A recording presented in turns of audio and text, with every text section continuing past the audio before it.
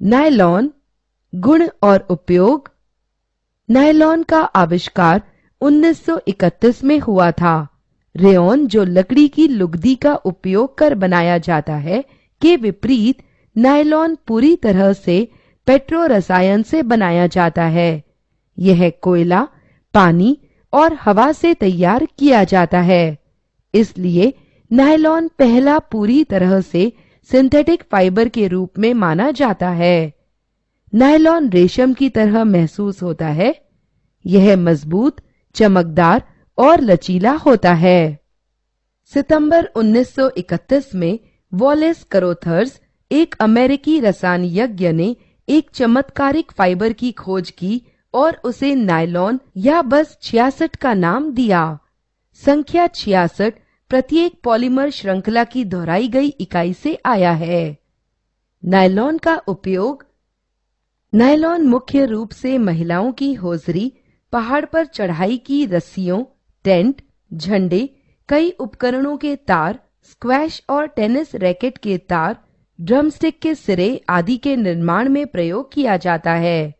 यद्यपि यह मुलायम और चमकदार होता है, रस्सियों और पैराशूट बनाने में इस्तेमाल किए जाने के लिए यह काफी मजबूत होता है। वास्तव में एक नायलॉन का धागा एक स्टील के तार से अधिक मजबूत होता है। गतिविधि। इस बटन पर क्लिक करें और इसके बारे में पता करें। यह दिखाई देगा कि नायलॉन के धागे को तोड़ने के लिए अधिकतम वजन की आवश्यकता होती है।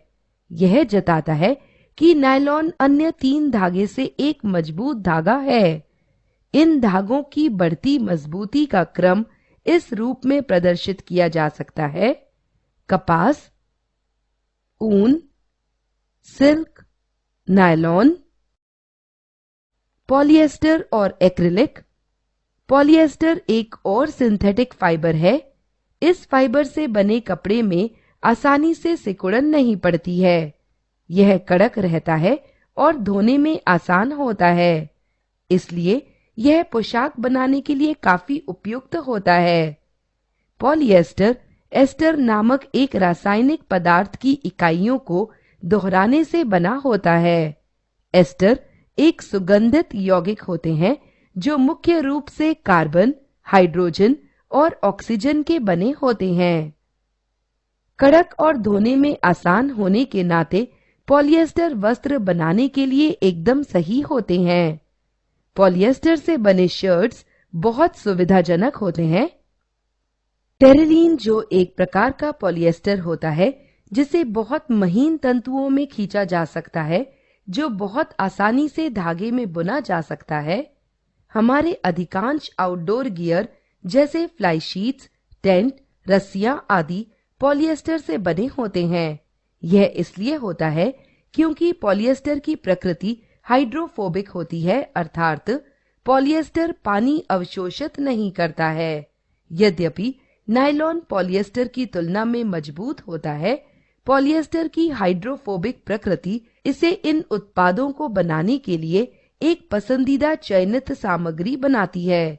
पॉलीथीन टेरिफ्थेलेट को पॉलिएस्टर के रूप में संदर्भित किया जाता है। तथापि पेट को अक्सर पैकेजिंग के कार्यों के संदर्भ में भी प्रयोग किया जाता है। पॉलिएस्टर को पॉलीकॉट और पॉलीऊन बनाने के लिए क्रमशः अन्य रेशों जैसे कि कपास और ऊन के साथ मिलाया जाता है। टेरिकॉट भी 2 रेशों अर्थात टेरिलीन और कपास का एक मिश्रण है। एक्रिलिक एक्रिलिक ऊन की तुलना में काफी सस्ता होता है।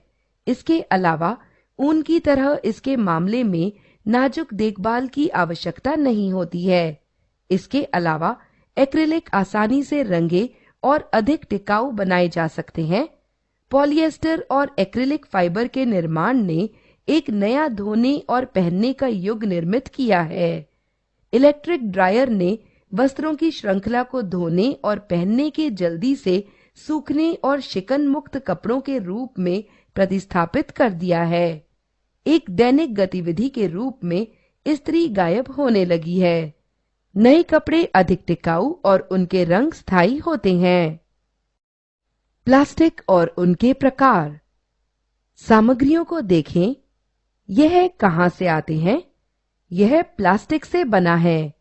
प्लास्टिक एक बहुलर या पॉलीमर है जो विभिन्न व्यवस्था वाली कई छोटी इकाइयों को मिलाकर बना होता है।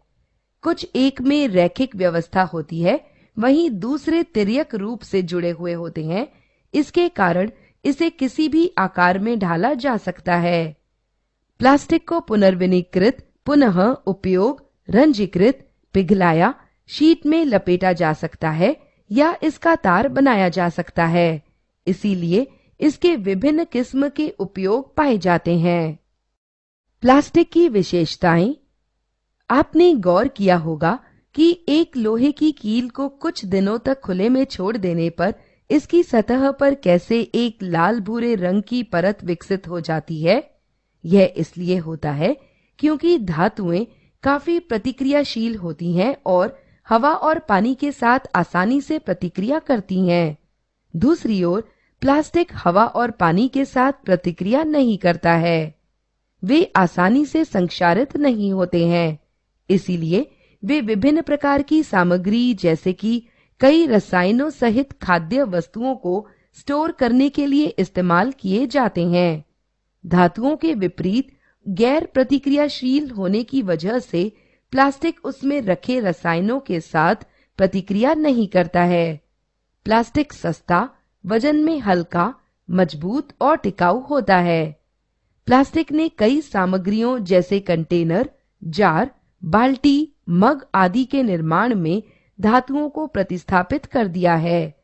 यह वजन में हल्के, मजबूत और टिकाऊ होता है और विभिन्न आकृति और आकार में ढलाई और पुनः ढलाई किया जा सकता है। प्लास्टिक धातु की तुलना में आमतौर पर सस्ता होता है। यह विभिन्न उद्योगों और विभिन्न किस्म के घरेलू सामान बनाने में व्यापक रूप से प्रयोग किया जाता है और यह विभिन्न वस्तुओं के भंडारण के लिए भी प्रयोग किया जाता है।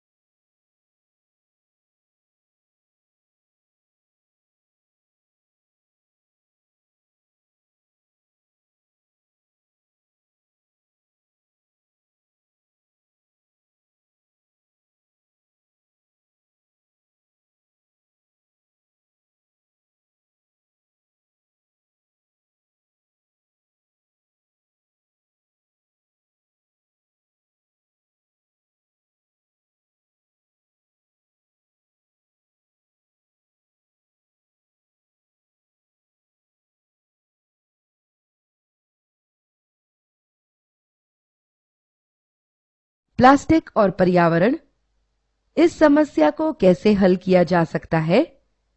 सरकार ने जैव अपघटनीय और गैर जैव अपघटनीय कचरे के लिए अलग अलग कचरे के डिब्बे का प्रावधान कर रखा है। हमें इस तरह के कचरे को अलग अलग इकट्ठा करने और उन्हें उचित तरीके से विनष्ट करने की जिम्मेदारी लेनी चाहिए। इसके अलावा हमें फाइबर के उपयोग में सावधान रहना होगा और 4R सिद्धांत का पालन करना चाहिए, अर्थात रिड्यूस, कम करें, रीयूज, पुनः प्रयोग करें, रिसाइकिल, पुनर्चक्रण करें और रिकवर, पुनः उपयोगी बनाएं। प्लास्टिक कचरे के निपटान के लिए पुनर्चक्रण एक अच्छा विकल्प होता है। अधिकांश तापसु घट्य या थर्मोप्लास्टिक को पुनर्चक्रित और पुनरु उपयोग किया जा सकता है। तथापि पुनर्चक्रण या रिसाइकलिंग प्रक्रिया के दौरान रंजक पदार्थों का मिश्रण करना खाद्य पदार्थों के भंडारण में इसके उपयोग को सीमित करता है। सिंथेटिक फाइबर, जो रेशे रासायनिक पदार्थों का उपयोग करके मनुष्यों द्वारा बनाए जाते हैं, उन्हें सिंथेटिक फाइबर या कृत्रिम रेशे कहा जाता है। रेयॉन, नायलॉन, पॉलिएस्टर और एक्रिलिक सिंथेटिक फाइबर के उदाहरण हैं। इन रेशों का हमारे दैनिक जीवन में विभिन्न उद्देश्यों के लिए उपयोग किया जाता है। पॉलीमर, एक हार छोटी मोतियों से बना होता है जो हार बनाने के लिए एक धागे की मदद से एक साथ व्यवस्थित किए गए होते हैं। इसी तरह एक सिंथेटिक फाइबर एक हार के पैटर्न की तरह एक साथ जुड़ी हुई छोटी इकाइयों से बना होता है। प्रत्येक छोटी इकाई एक रासायनिक यौगिक होता है। ये छोटी इकाइयां पॉलीमर नामक एक बड़ी इकाई के बनाने के लिए आपस में एक साथ जुड़ जाती हैं। पॉलीमर शब्द दो ग्रीक शब्दों से मिलकर बना है, पॉली जिसका अर्थ है कई और मेर जिसका अर्थ है भागों या एकलक। इस प्रकार एक पॉलीमर कई दोहरा रही इकाइयों से बना होता है।